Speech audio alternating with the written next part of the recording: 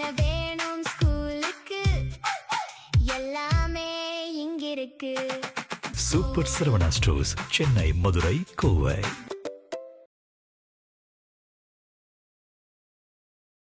தமிழகத்தில் புதிதாக தொடங்கப்பட்டுள்ள சிங்கப்பெண் அதிரடிப்படை திட்டம்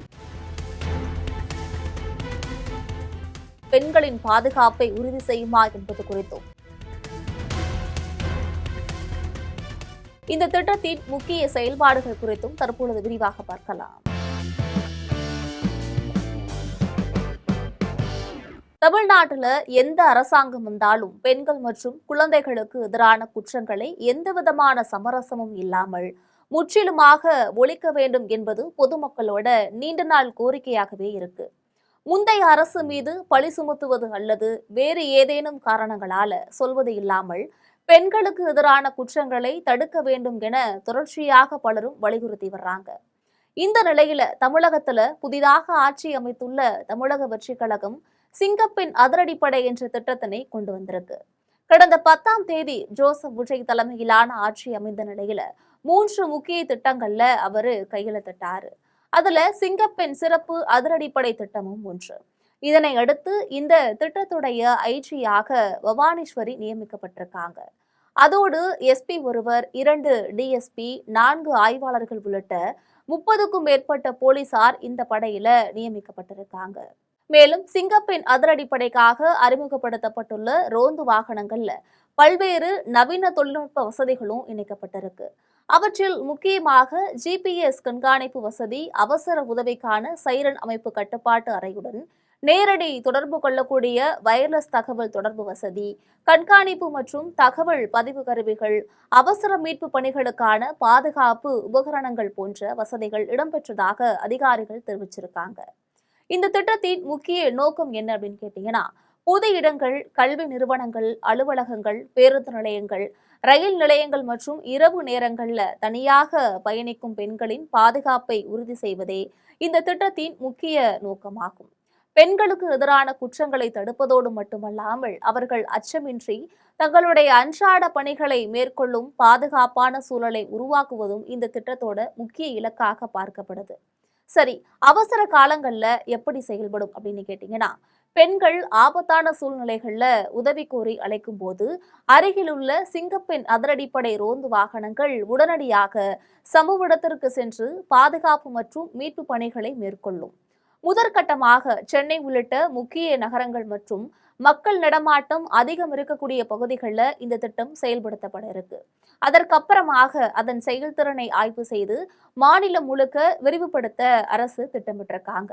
மேலும் இதற்காக ஏதாவது ஸ்பெஷல் நம்பர் எதுவும் இருக்கிறதா என்று கேட்டால், அதற்கு ஏற்கனவே இருக்கக்கூடிய 100 நம்பரில் தொடர்பு கொள்ளும் பொழுது கண்ட்ரோல் ரூம் மூலமாக தகவல் கொடுக்கப்படும். அவர்கள் உடனடியாக நடவடிக்கை எடுப்பார்கள் எனவும் தெரிவிச்சிருக்காங்க அதிகாரிகள்.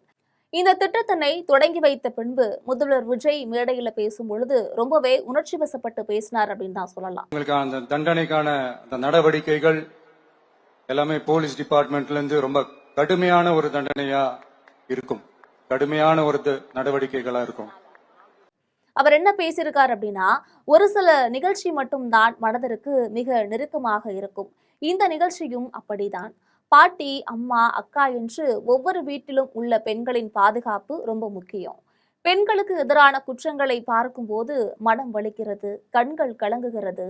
பெண்களுக்கு எதிரான இந்த குற்றங்களுக்கு காரணம் போதைப்பொருள் நடமாட்டம் தான். போதைப்பொருள் நடமாட்டத்திற்கு முந்தைய ஆட்சியில் இருந்தவர்கள் நடவடிக்கை எடுக்காததே காரணம். போதைப்பொருள் நடமாட்டத்தை வேரோடு பிடுங்கி எறிய வேண்டும். பல ஆண்டுகளாக இதனை கண்டுகொள்ளாமல் விட்டதால் தான் போதைப்பொருள் நடமாட்டம் பரவிவிட்டது.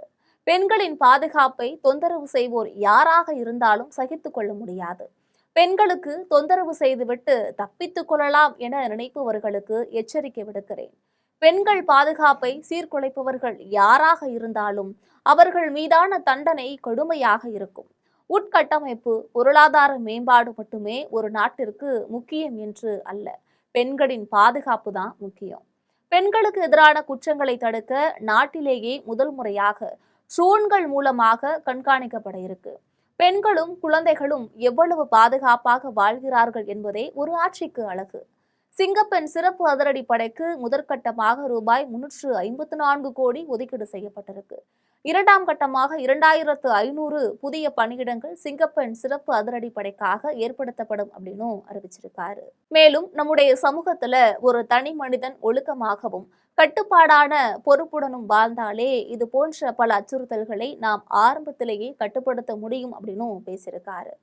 பெண்கள் கல்வி கற்கக்கூடிய இடங்கள், வேலைக்கு செல்லக்கூடிய இடங்கள் மற்றும் பொது போக்குவரத்தில் பயணிக்கும் நேரங்கள் என தங்களின் அன்றாட வாழ்வில் எந்தவித பயமும் இல்லாமல் சுயமரியாதையுடன் வாழ்வதற்கான ஒரு பாதுகாப்பான சூழ்நிலையை உருவாக்குவதுதான் இந்த புதிய அதிரடிப்படையின் முதன்மை இலக்கு என்றும் விஜய் தெளிவுபடுத்தியிருக்காரு. மேலும் பெண்களுக்கு எதிரான குற்றங்கள்ல ஈடுபடுபவர்கள் குறித்து பேசும்போது முதல்வர் விஜய் மிகவும் கனத்த குரலில், இவ்வளவு நேரம் நான் இதையெல்லாம் மிகவும் சாப்டாக சொல்லிக் கொண்டிருந்தேன். ஆனால் பெண்களை தொந்தரவு செய்துவிட்டு சட்டத்தின் பிடியிலிருந்து அப்படியே தப்பித்து ஓடிவிடலாம் என்று கணக்கு போடுபவர்களுக்கு நான் வெளிப்படை எச்சரிக்கையாகவே இதை சொல்கிறேன். பெண்கள் பாதுகாப்பை குலைக்கும் செயல்களில் ஈடுபடுபவர்கள் யாராக இருந்தாலும் அதை என்னுடைய அரசாங்கத்தால் எக்காரணம் கொண்டும் சகித்து கொள்ளவே முடியாது என்று மிக கடுமையான வார்த்தைகள்ல வார்னிங் விடுத்திருக்காரு. அத்தகைய குற்றவாளிகளுக்கு காவல்துறை மூலம் வழங்கப்படக்கூடிய தண்டனைகளும் சட்ட நடவடிக்கைகளும் மிகவும் கடுமையானதாக இருக்கும் என்றும் அவர் உறுதியளிச்சிருக்காரு. குற்றவாளிகளுக்கு எதிரான சட்ட நடவடிக்கைகள் குறித்து பேசிய முதல்வர், பெண்களுக்கு எதிராக தப்பு செய்பவர்களுக்கான குற்றப்பத்திரிகை தாக்கல் செய்யும் நடைமுறைகள் அனைத்தும் காவல்துறையினரால் வேகமாகவும் துரிதமாகவும் செயல்படுத்தப்படும் அப்படின்னு தெரிவிச்சிருக்காரு.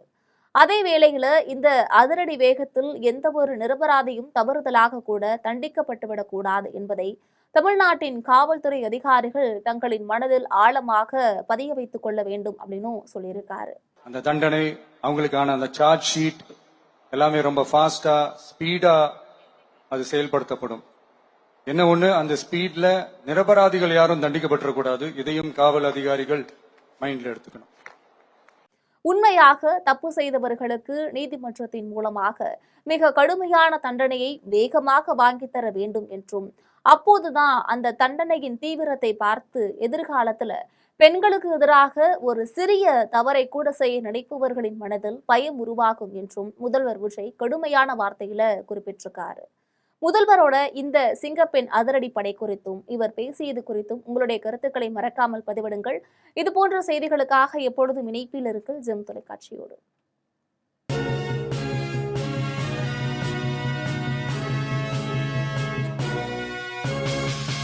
என்ன வேணும் ஸ்கூலுக்கு, எல்லாமே இங்கிருக்கு.